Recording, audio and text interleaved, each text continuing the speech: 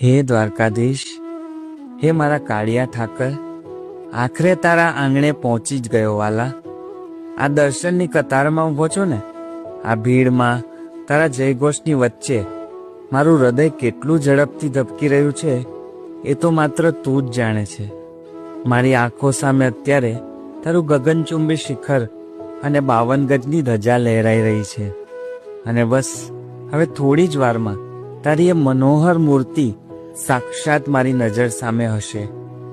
વાલા, આ કતારમાં જેમ જેમ હું એક એક ડગલું આગળ વધી રહ્યો છું ને, એમ એમ જાણે જિંદગીનો અને સંસારનો બધો જ થાક મારા રોમ રોમમાંથી ઓગળી રહ્યો છે. વિદ્યાના મંદિરમાં અને આ દુનિયાની નજરમાં હું ભલે ગમે તેટલો મોટો જ્ઞાની કે ગુરુ બનીને ફરતો હોઉં, લોકો મારું ગમે તેટલું સન્માન કરતા હોય, પણ તારી આ પવિત્ર ચોખટ પર તો હું સાવ એક નાનકડો, થાકેલો અને અબૂધ બાળક જ છું. માવતર માધવ, હમણાં જ્યારે હું તારી સન્મુખ આવીશ ત્યારે તને જોઈ